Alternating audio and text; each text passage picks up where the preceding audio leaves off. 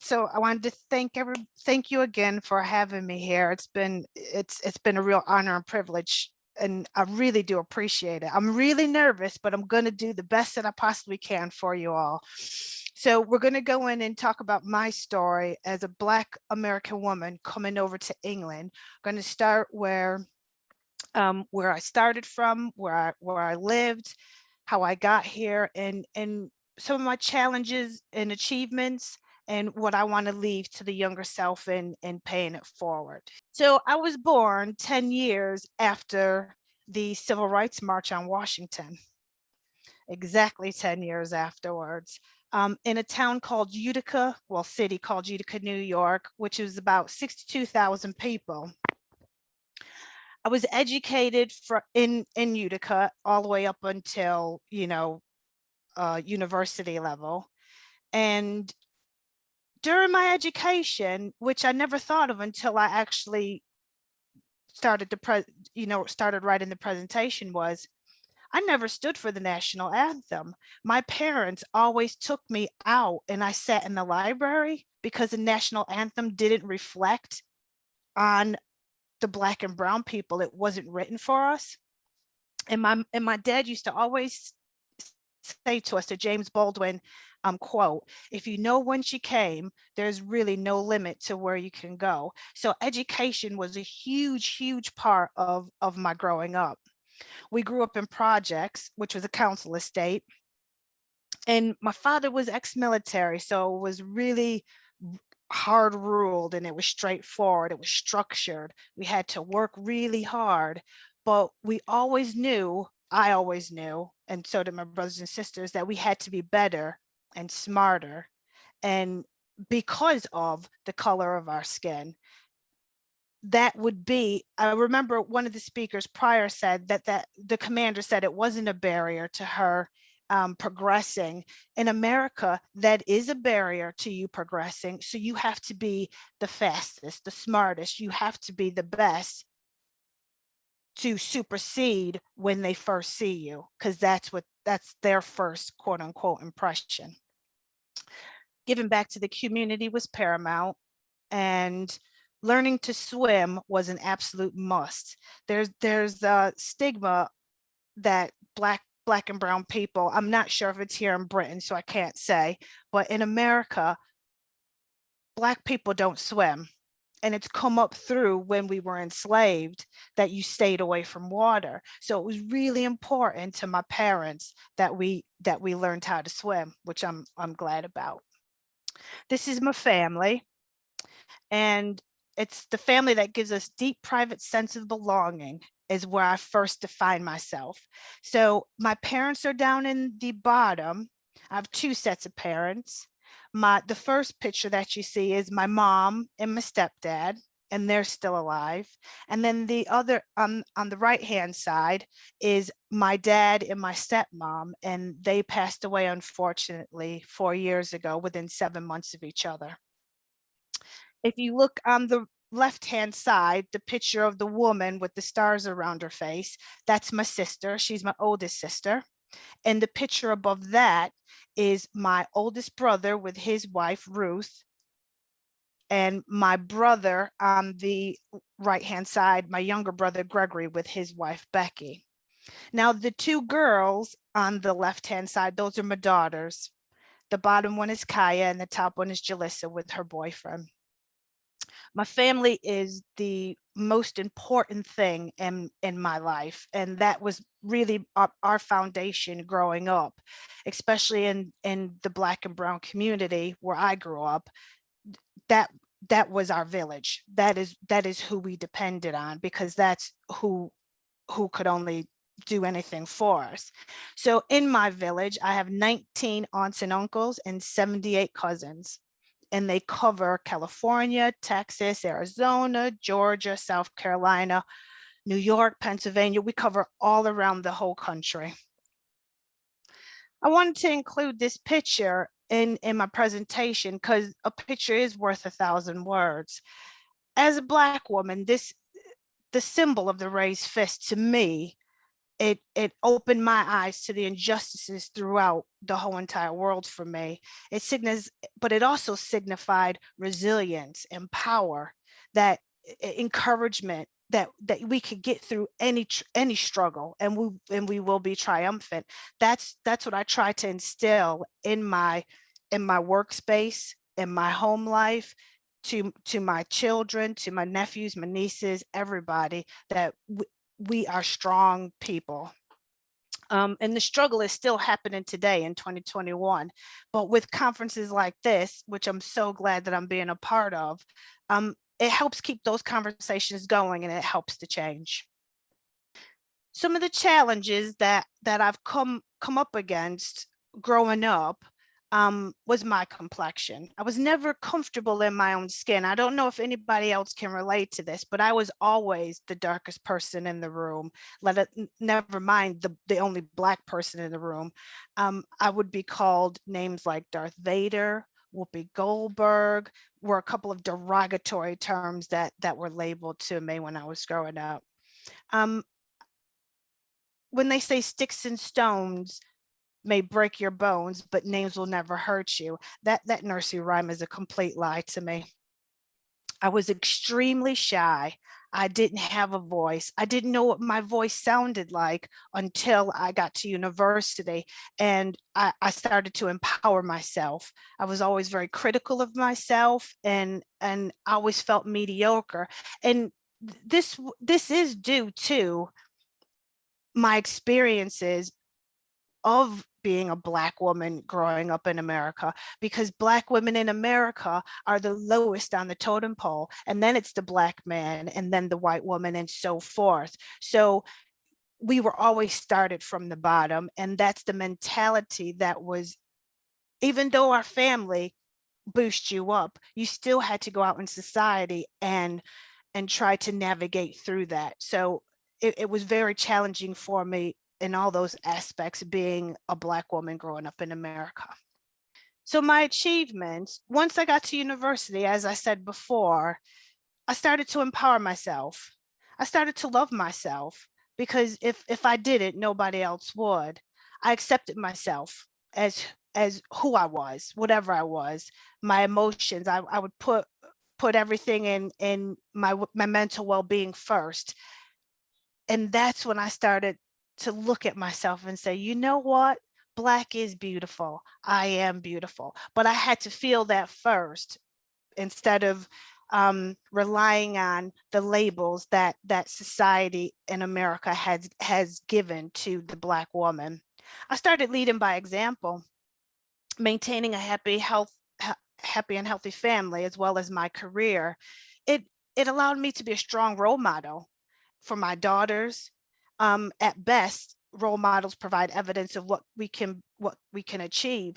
And as a Black woman, being quote unquote on the lowest part of the totem pole, if I can go up, if I can achieve, if I can pay that forward to another Black woman, then I've done. One person, I remember it being said, um, in another presentation, if you affect one person, you've done so much more than you ever thought you could. And resilience was an achievement to me. I can handle challenge, complexity, and change. I'm proud of the fact that I've been able to pick myself up when things have gone wrong. um, Achievement, though, is not just about being being able to pick myself up when things go wrong, but it's not always about happy shiny things. It's also about withstanding the tough times and the challenging situations that I've encountered growing up. For example, going to Kentucky Fried Chicken, just a normal thing that you would do when you want to go and get some chicken. You come out and the police just pull up behind you and make you get down on the ground for no reason, just because you're driving in a nice car. Those are some of the experiences that I've had to experience growing up as a young Black woman in New York. This leads on to the on some more experiences that I'll be speaking about. So in school, I remember my first year university, I was coming off the bus, and an older gentleman, he was very, very old, had to be about 70s, 80 years old. And I'm sorry if anybody is of that age range. I didn't mean to say that that's old, old. It's just an older generation. He came up to me on the bus, and as we were all departing, and he said to me, "You know, you're very pretty for a black girl." And that just started to reinforce and rear up in me. Well, do I say something because he's old? Do I not say something? Is that his upbringing? And it goes back to, do I need to educate him? But at that time, I wasn't strong enough in my character, and I just said thank you, which I didn't know what else to say, and I moved on. But that was playing on loop in my head for a very long time, and that was the beginning of me starting to empower myself, and as Lena said, educate myself on how to be a stronger person, those conversations, how I can handle those conversations when they did arise in the future. Experiences in the workplace.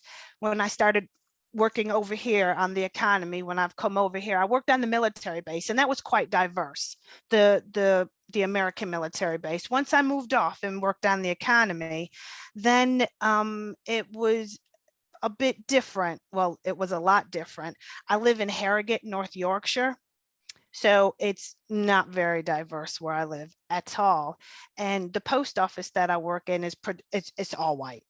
I was the only black face there.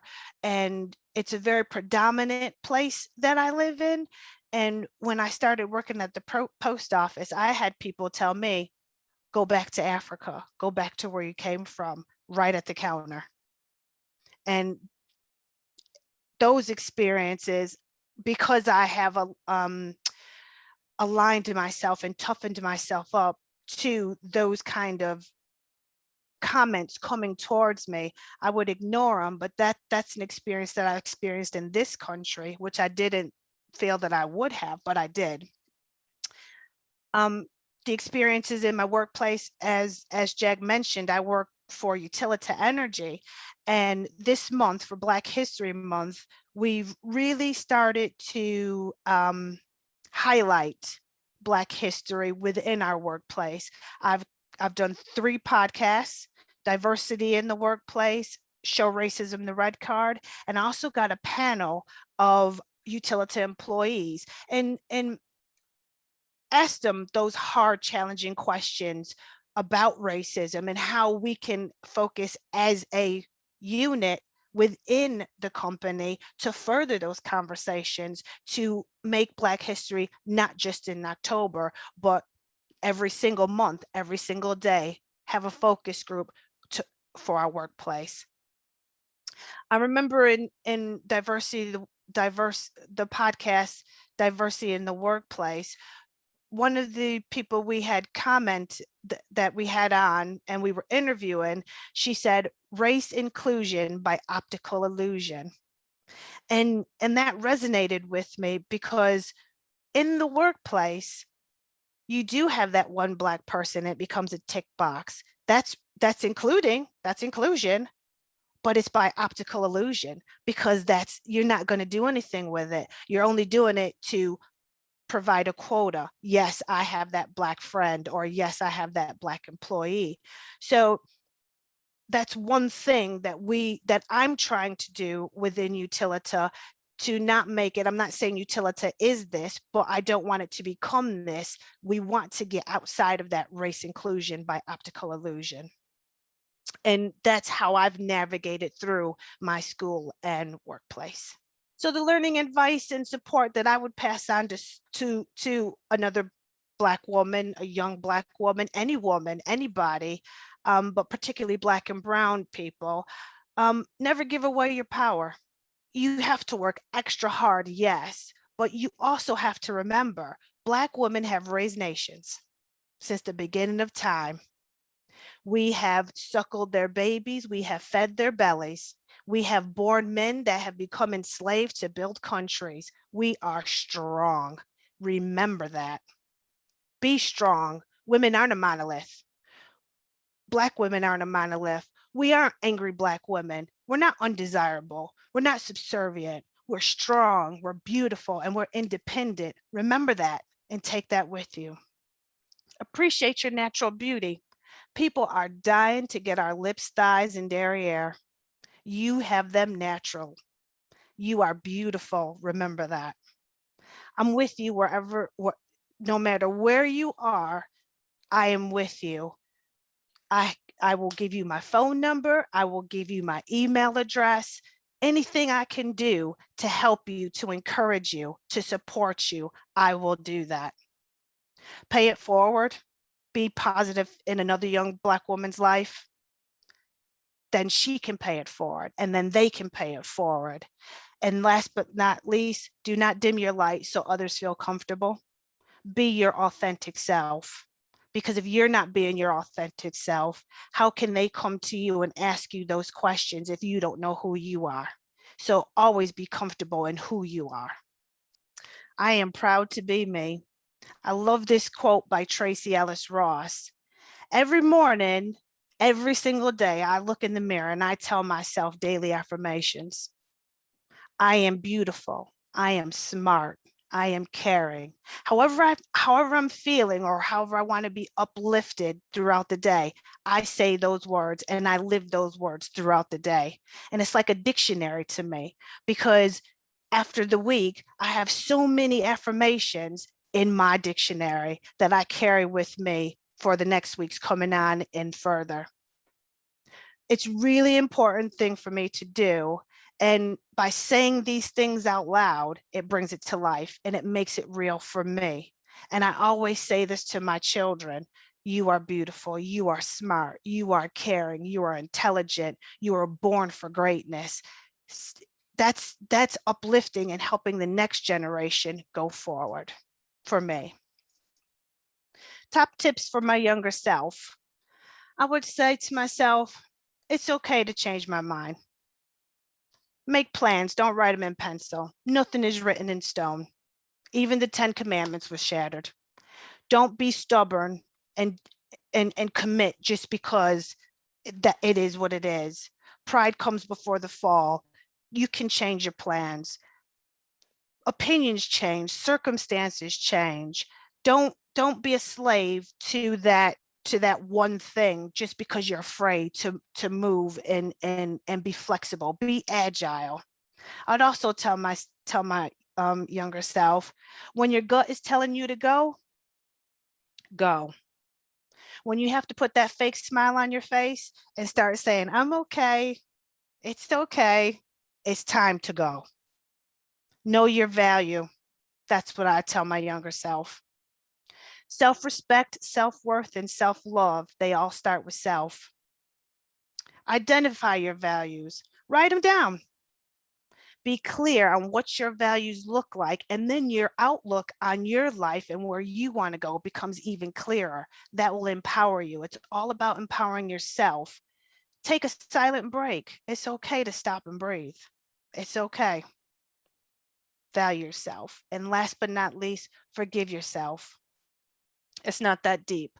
Don't allow someone to rent space in your head for free. Don't do it. And if it is that deep, go to number 2. No one leave the room. Thank you. Is there any questions for anybody?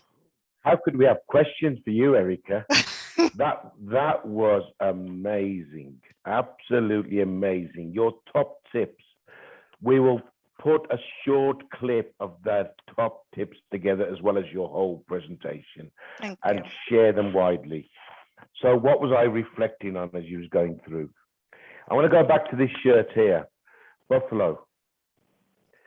Wayne will remember this. We totally disagreed with the International Association of Black Firefighters. They told us the color of your skin will determine how far you go. When we told them that black meant brown as well, they disagreed. I thought they were disrespecting me. But now, since that was about 1999, self-reflection, you're spot on. The darker your skin, the worse the outcomes you will experience. It took me time to learn that and reflect on that because we're brought up in this country about respecting all people, all protected characteristics. And at times, we have to call it as it is. They called it as it was in 1999. Let me call it as it is around the Ockerton report, which is around Black women dying disproportionately in maternity. Sorry, women dying disproportionately in maternity. That's the report. The report just says women in this country die disproportionately compared to equal funded countries in the Western world. It takes people like you, Ericka, and others on this page to call it out, to say, hang on, look at the intersectional issues. Which women are dying disproportionately more than any other? Is it white women or Black women? It's white and Black women from certain postcodes. When you look at those postcodes of white and Black women, it's Bangladeshi women in the same postcode. So let's talk through the lenses you've taught us to look at through intersectionality. I think resilience is something that comes through your talk. Irrespective of what others and how people judge you, you will need an element of resilience. You'll need that Sky Sport comment of bounce back ability, which Man United may show, may not show, but if you're a football fan, bounce back ability is an ability that we need. And often, BAME staff, Black staff, you get knocked down more than anybody else, and you need to know how to bounce back. You need to have that smile on the face that you talked to us about. Ericka, that was an amazing, powerful talk you just did there. So thank you very much. What stood out for me was what you were saying about being clear on your values and being true to those and knowing yourself. And I think that relates back to probably Alison's talk, where values played a vital part in her probably life and career as well. Probably a question for you back on your experiences. Did you ever go through the thought processes of changing your values to try and think about fitting into something where it wasn't natural to you? And you think people try and do that?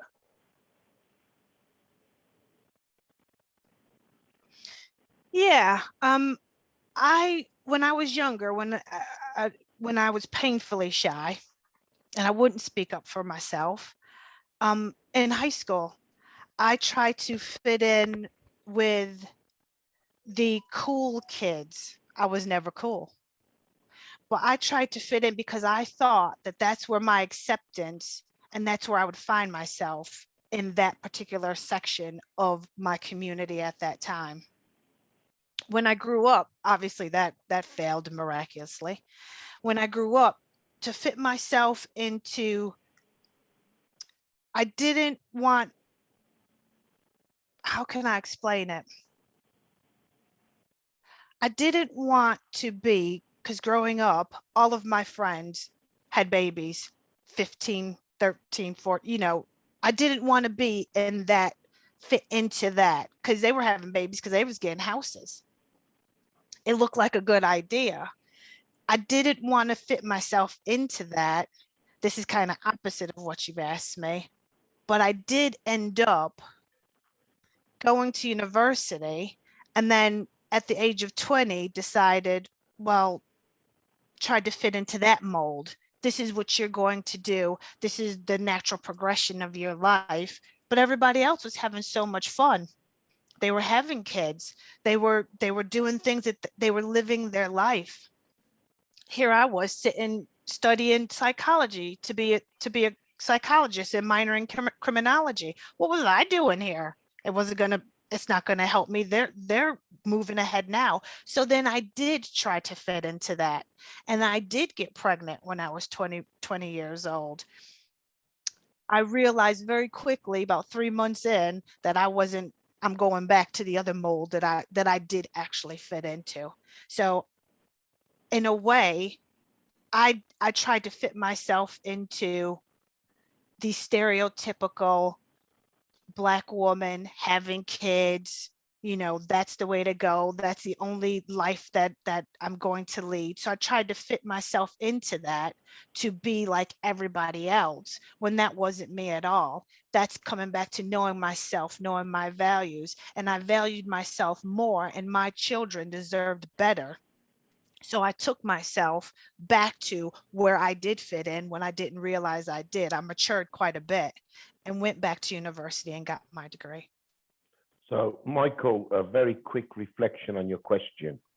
There's been a fair amount of research on fitting in the fire service. There's even a report called Fitting In, done by David Bayesian from Cambridge University. And he absolutely nails it by saying we recruit, but it was about women in the fire service. We recruit women to bring diversity to the workforce. And what do? We turn them into pseudo men. And the most telling things in that, women come onto a fire station and start acting and behaving like men, watching the pornography that used to happen in those days. So it's a very late, it's a report around the 1900s. And you know, drinking and abusing stuff and making jokes and racism on the station to fit in with the alpha males. We need to maybe look at that again, because it's quite a long time ago that report was done. Are we still acting and behaving like that in the fire service? Are we recruiting to diversity and the challenges, going out and doing positive action and bringing people into a workplace that still hasn't changed? Or is there more work to do? And I think we'll find things have changed, but there is more work to do. And again, we're happy to share the report we did with Bedfordshire Police, where we found that to be true. But the shocking thing for me was we repeated the work in Bedfordshire Fire Service. And when we spoke to black firefighters, they were telling us that some of the behaviors that we experienced in the 70s and 80s were still going on. And I'm not going to repeat them here, because today's about celebration, celebrating back history. Another time, another place, I will tell you about the stories that those firefighters told us. Now, the Chief Fire Officer of Bedfordshire is absolutely determined to change that, because brave leaders commission work to be done to tell them something they know that it's going to be uncomfortable for them to hear. But it's what you do afterwards with that kind of report. Lena, I was going to invite you to come in, and then it's been there, got the T-shirt, worn it. I'm going to tell you my story from Wayne, Ronnie, and Lud. Lena, over to you. Thank you very much, Jack. And apologies, I'll have to jump off shortly after this. But Ericka, I just want to thank you. Amazing, brilliant, and great life experience to share. And I was really struck by your choice of the word resilience. And I think that is absolutely at the core of what people need to have in order to get through the daily challenges, but also to help navigate their way through to positive futures. And I just wanted to check in with you and see, so where and how do you get your resilience? Because I think that's an important, quality that's important to share, so that other people can think about how they connect into the things that are going to re-energize them. Yeah, my resilience, I have to absolutely say it comes from my parents.